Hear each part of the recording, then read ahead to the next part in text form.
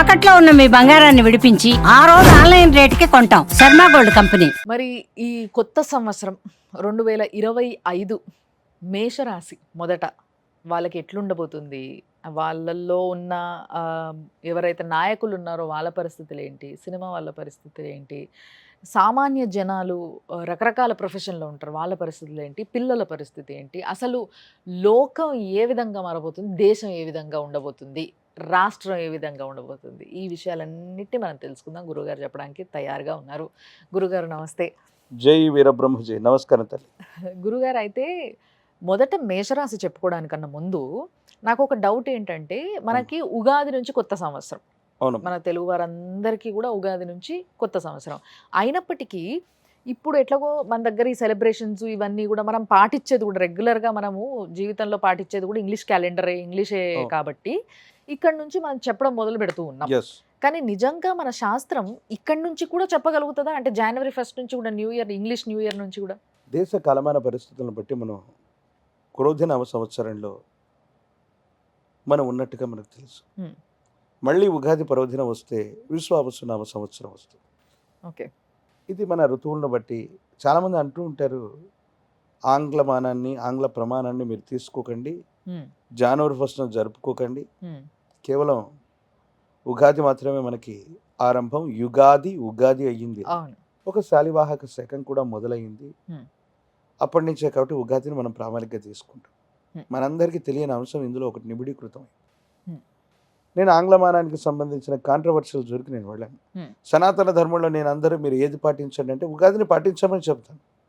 కానీ ప్రతి మాసంలో కూడా ఒక సంక్రాంతి పర్వదినం వస్తుంది. అవును. దాన్ని సంక్రమణం అంటాం. అవును. రవి అనేటువంటి గ్రహం ఒక్కొక్క మాసానికి రమారమి 28.3 రోజులకి హ్మ్.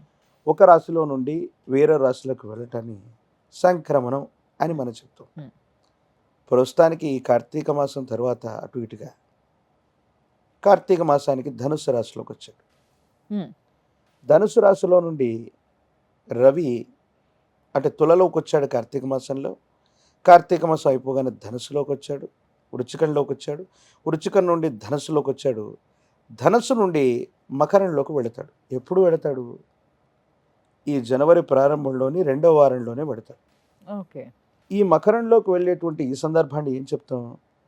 మకర సంక్రమణం, అదే అవును. సంక్రాంతి. అవును. ఏమిటి మకర సంక్రమణానికి ఉన్నటువంటి విశేషత? సంక్రాంతి పురుషుడి గురించి పంచాంగమే చెప్తుంది. హ్మ్. ఉత్తరాయణ పుణ్యకాలానికి సంబంధించి మన పంచాంగమే చెబుతోంది. ఇప్పటి వరకు నడిచినటువంటి దక్షిణాయనం అన్నటువంటిది వెళ్ళిపోయి హ్మ్. ఉత్తరాయణ పుణ్యకాలం రాబోతున్నటువంటి మాసం కూడా ఈ మకర సంక్రమణం వచ్చేటువంటి జనవరి మాసంలోనే. హ్మ్. హ్మ్. సో కొంతమంది కొన్ని ప్రమాణాలు, కొన్ని పద్ధతులు, హ్మ్. కొన్ని విశ్వాసాల చేత ఆంగ్లమానాన్ని వాళ్ళు పెట్టుకొని ఉండొచ్చు. హ్మ్.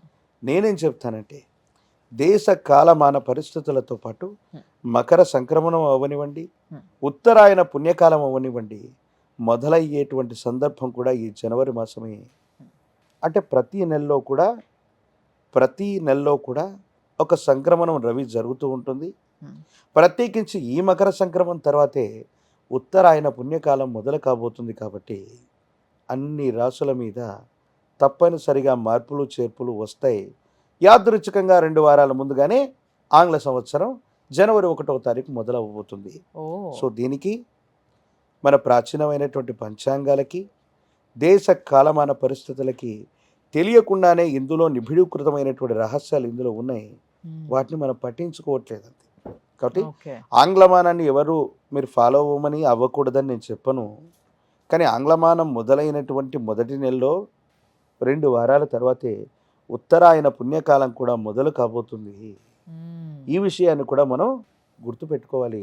కాబట్టి దేశ కాలమాన పరిస్థితుల్ని పంచాంగాన్ని లెక్కించటంలో మేము తప్పనిసరిగా హ్మ్. దాన్ని ప్రామాణికంలోకి తీసుకుంటాం.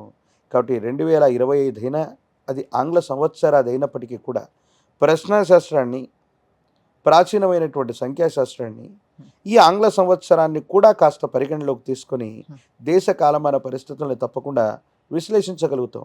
ఇంత మాట్లాడుతున్నాం, మీరు ఎన్నో తారీఖు పుట్టారని ఎవరినైనా అయితే ఫలానా 20వ తారీఖు పుట్టాను, ఫలానా ఫిబ్రవరి మాసంలో పుట్టాను, ఫలానా సంవత్సరంలో పుట్టానని చెప్తారు. కానీ నేను విలంబీనామ సంవత్సర ఉత్తరాయణ పుణ్యకాల చైత్రమాస శుక్లపక్ష నవమి లేదా అస్సలు అష్టమి ఎవరు రోజు చెప్పరు పుట్టామని మన వాళ్ళు. చెప్పగలమా?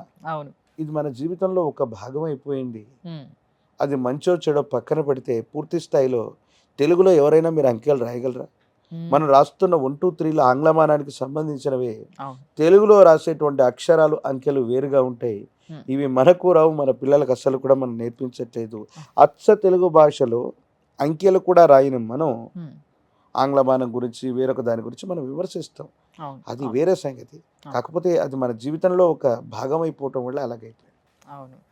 సో, అది ఒక భాగంగా మారినందువల్ల అండ్ అటే తెలియకుండా ఓ 2 వారాల తర్వాత ఈ ఫస్ట్ న్యూ ఇయర్ జనవరి 1 తర్వాత ఒక 2 వారాలకే ఏదైతే ఉత్తరాయణం రాబోతుందో అప్పుడొచ్చే మార్పులని బేస్ చేసుకుంటూ మనం చెప్తున్నాము. ఏదో ఇంగ్లీష్ క్యాలెండర్‌లో డేట్ మారింది కదా అని మనం చెప్పుకోవట్లేదు. బట్ ఏంటంటే కొత్త సంవత్సరంగా మనం అందరం చూస్తున్నాం కాబట్టి దాన్ని ఇప్పుడు చెప్పుకోవడం జరుగుతుంది. కొంత ముందుగా అండ్ చాలా ప్రాచీనమైన ఏదైతే గవ్వ పంచాంగం ఉందో దీన్ని బేస్ చేసుకొని గురువుగారు మేషరాశి ఏ విధంగా ఉండబోతుంది ఎస్ చూద్దామా? ఎస్ శివాయ బ్రహ్మణే నమ. వీరబ్రహ్మేంద్ర స్వామినే నమో నమ. జై వీరబ్రహ్మ జై గోవిందమాంబచి. ఓం హ్రీం క్లీం శ్రీం శివాయ బ్రహ్మణే నమో నమ. వచ్చినటువంటి ఫలితం రాహు సంబంధమైనటువంటి ఫలితం. గోచార పరిస్థితులను అనుసరించి చూస్తే మేషరాశి వారికి ద్వితీయ స్థానమైనటువంటి వాక్స్థానం ధనస్థానంలో బృహస్పతి బలంగా ఉన్నప్పటికీ కొన్ని మిశ్రమమైనటువంటి ఫలితాలు కలుగుతూ ఉంటాయి. కొంతకాలం మనం ఎంత ప్రయత్నం చేస్తున్నా పనులు అవ్వకపోవటం, ఆలస్యం అవుతూ ఉండటం, ఏం చేయాలో తెలియనటువంటి సందిగ్ధకరమైనటువంటి పరిస్థితుల్లో ఉంటూ ఉంటాయి. వైవాహిక జీవితానికి సంబంధించి వివాహ జీవితంలో కొన్ని ఇబ్బందులు వచ్చేటువంటి అవకాశం ఉంది. జీవిత భాగస్వామిని అర్థం చేసుకోలేకపోవటం, వైవాహిక జీవితంలో భార్య లేక భర్త మీ యొక్క అభిప్రాయాల్ని గౌరవించట్లేదనో లేదా మూడవ వ్యక్తి వల్ల సంసార జీవితానికి సంబంధించినటువంటి విషయంలో అపోహలు, అపార్థాలు, అపనిందలు వచ్చేటువంటి అవకాశం. ప్రత్యేకించి ఆర్థికపరమైనటువంటి స్థితిగతుల్లో మే మాసం దాటినటువంటి తర్వాత ఆర్థికంగా అనుకూలవంతంగా ఉంది. ఉన్నతమైనటువంటి ఉద్యోగం, వ్యాపార సంబంధమైనటువంటి పరిస్థితుల్లో ఉన్నటువంటి వాళ్ళకి చాలా అనుకూలవంతమైనటువంటి ఫలితాలు రాబోతూ ఉన్నాయి. భవిష్యత్ అంతా కూడా చాలా సానుకూలవంతంగా ఉండేటువంటి అవకాశం ఉంది. మీ యొక్క ఖ్యాతి కూడా తప్పకుండా పెరిగేటువంటి అవకాశం ఉంది. సంతానపరమైనటువంటి అంశాల పట్ల జాగ్రత్త అవసరం. మీ గర్భవాసాన జనించిన సంతతి, వాళ్ళకు సంబంధించినటువంటి విద్య, క్రమశిక్షణ, వీటి గురించి ఎక్కువగా మీరు ఆలోచించాల్సినటువంటి అవసరం ఉంటుంది.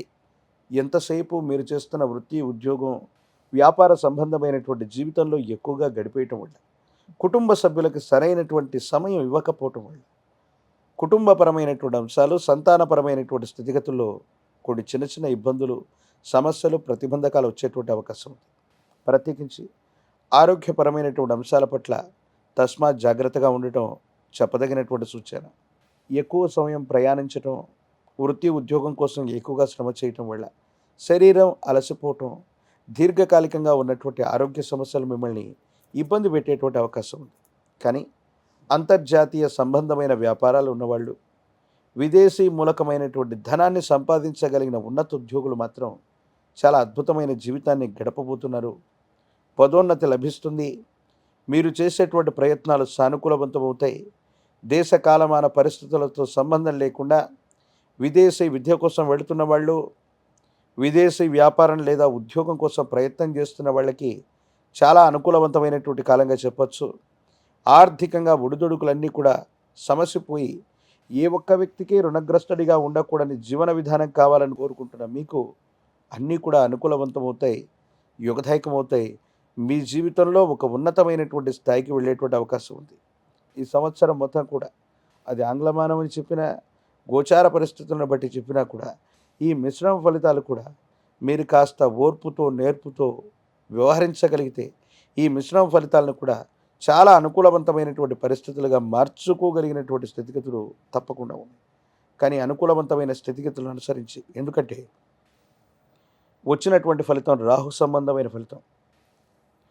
రాహుకి ప్రత్యధి అధిష్టాన దేవతా స్వరూపంగా దుర్గా స్వరూపమైన అమ్మవారిని మనం చెప్తుంటాం.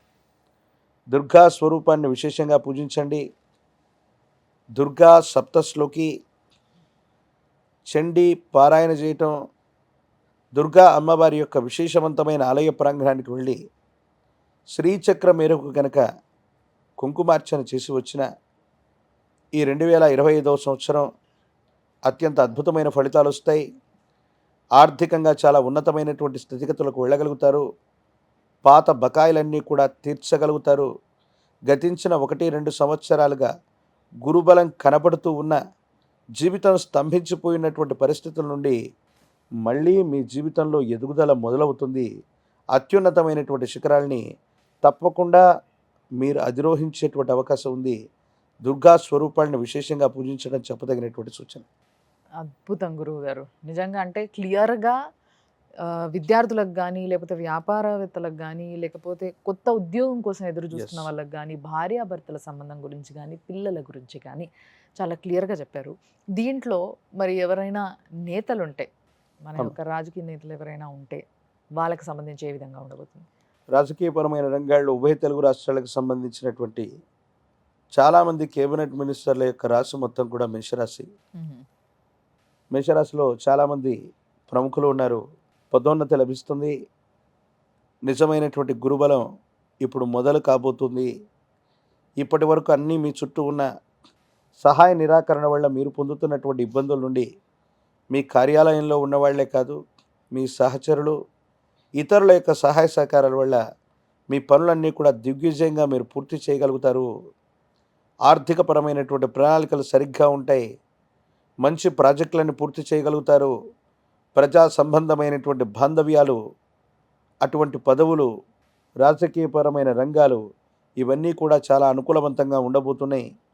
మీడియాకు సంబంధించినటువంటి విధి విధానంలో మీరు మాట్లాడుతున్నటువంటి సందర్భంలో అవ్వచ్చు, ఒక ముఖ్యమైనటువంటి సమాచారాన్ని ఇచ్చేటువంటి సందర్భంలో అది సంచలనమయ్యేటువంటి అవకాశం ఉంది. కాబట్టి ఆలోచించి మాట్లాడడం మాత్రమే చెప్పదగినటువంటి సూచన. తృతీయ స్థానమైనటువంటి భాతృస్థానంలో దేవగురువు యొక్క బృహస్పతి సంచారం కూడా జరగబోతుంది. కాబట్టి అన్నదమ్ములు, అక్క చెల్లెళ్ళు, తోబుట్టువులు, సహచరులు వీళ్ళందరి నుండి కాస్త సానుకూలవంతమైన, ప్రతికూలవంతమైన 2 రకాలైనటువంటి అభిప్రాయాలు ఉంటాయి. బాగా పరిష్కారాలు అవుతాయి. ఎంతో కాలంగా స్థిరచరాస్తుల విషయంలో ఒక కొలిక్కి రానటువంటి సమస్యలను కూడా చాలామంది ప్రముఖుల యొక్క జీవితంలో అన్నదమ్ములు తగువబడుతున్నటువంటి పరిస్థితిని చూస్తున్నాం. ఆస్తుల కోసం సెలబ్రిటీలు వాళ్ళ పిల్లలు కొట్టుకుంటూ ఉంటారు. ఇలాంటి పరిస్థితుల్లో సామరస్యంగా భాగస్వామ్య పరిష్కారం, భాగ పరిష్కారం ఇవన్నీ కూడా తప్పకుండా జరిగేటువంటి అవకాశం కూడా తప్పనిసరిగా కనపడుతుంది. ఏది ఏమైనప్పటికీ దుర్గా స్వరూపమైనటువంటి అమ్మవారిని, చండీ స్వరూపాలని ఎంత పూజిస్తే అంత యుగదాయకమైన ఫలితం తప్పకుండా లభిస్తుంది. ధన్యవాదాలు గురువు గారు. జై వీరబ్రహ్మ, జై గోవింద బాంబజీ.